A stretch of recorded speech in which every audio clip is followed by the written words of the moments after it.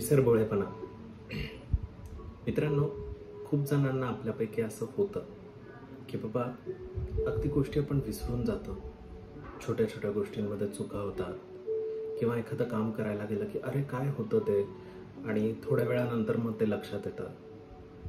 आणि युजली ही सगळी मंडळी जी असते ती ओल्ड एज किंवा डिमेन्शियाच्या कॅटेगरीतली नसते.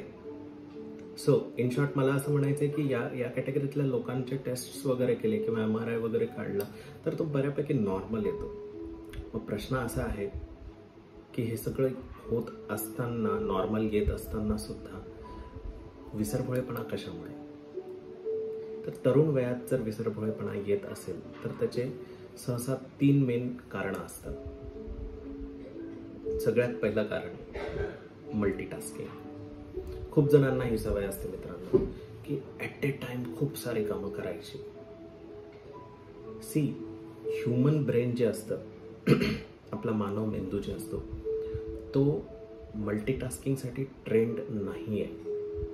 तो फोकस आणि कॉन्सन्ट्रेशन करण्यासाठी ट्रेंड असतो, एकाग्रता साधण्यासाठी असतो. आणि एकाग्रता एकाच वेळी अनेक गोष्टींवर साधता येत नाही.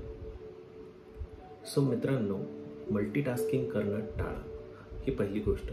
दुसरी गोष्ट आहे, बऱ्याच लोकांना कामं तर जास्त नसतात, काम एकच करतात ते, पण काहीतरी विचार भलताच करतात. मग काम, हातातलं काम असताना ते एकतर मागचा विचार करतात किंवा पुढची कामं अजून कशी करायची, काय करायची, हे झालं तर काय, हे नाही झालं तर काय.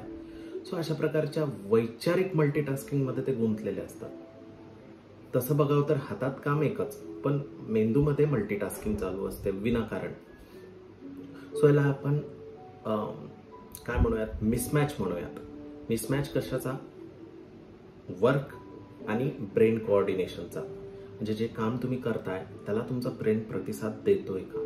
सो हे मिसमॅच किंवा इनकोऑर्डिनेशन झाल्यामुळे देखील खूप जणांना विसरभोळेपणा येतो. आणि तिसरं मेन महत्त्वाचं कारण आहे की गोष्टी पटापट करण्याच्या मागे लागणं किंवा त्या भानगडीत पडणं. खूप जणांना असं असतं की डिसऑर्गनाइज्ड असतात ते लोक, म्हणजे स्वतःला डिसिप्लिन नाही लावत, ऐन वेळेवरती कामं करायची आणि ते पटापट उरकून टाकायची कशी बशी. मग त्या घाई गडबडीमध्ये आपलं अटेन्शन आणि कॉन्सन्ट्रेशन स्पॅन कमी होतो आणि त्यामुळे विसरभोळेपणा बऱ्याचशा लोकांना येतो. सो याचा उपाय काय? उपाय हा आहे, बेसिक गोष्टी आपण कराव्यात. Number 1 thing at a time. एका वेळी एकाच गोष्टीच्या मागे लागावं आणि ती पूर्ण करावी आणि हातावेगळी करावी. सो याने काय होतं की तुमचे सगळे इंद्रिय एका पॉइंटला फोकस करतात आणि त्यामुळे तुमचा सक्सेस रेट पण वाढतो, तुमचा मिस्टेक रेट कमी होतो आणि तुमची वर्क क्वालिटी इम्प्रूव्ह होते. दुसरी गोष्ट, तुम्हाला मनाला आणि मेंदूला ही सवय लावावी लागणार आहे की जे काम आपण करतोय त्या कामात इन्व्हॉल्व व्हा. ते काम फील करा, तुम्ही एन्जॉय करा. आपण एखादी गोष्ट एकाग्रता साधल्याशिवाय एन्जॉय करूच शकत नाही.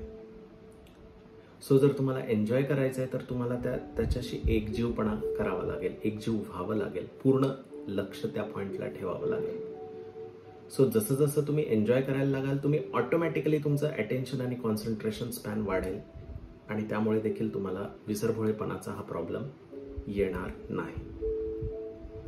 याशिवाय बेसिक टिप्स ज्याला आपण म्हणतो, जसं की रेग्युलर एक्सरसाइज करणं, प्राणायामास करणं, त्यातल्या त्यात अनुलोम विलोम प्राणायाम करणं, याने देखील बुद्धी अगदी तल्लख होते. आपला अटेन्शन स्पॅन, मेमरीमध्ये गोष्टींची होणारी नोंद ज्याला आपण रजिस्ट्रेशन म्हणतो ते, आणि रिकॉल, साठवलेली मेमरी जेव्हा पाहिजे तेव्हा आपण वापस मिळवणं किंवा ती घेता येणं, याला आपण रिकॉल म्हणतो. तर या तिन्ही गोष्टींसाठी अनुलोम विलोम प्राणायाम अगदी उत्तम सोल्युशन आहे. तर दिवसातनं एक 5 ते 10 मिनिटं तरी आपण त्या गोष्टीसाठी काढायला हवेत. धन्यवाद.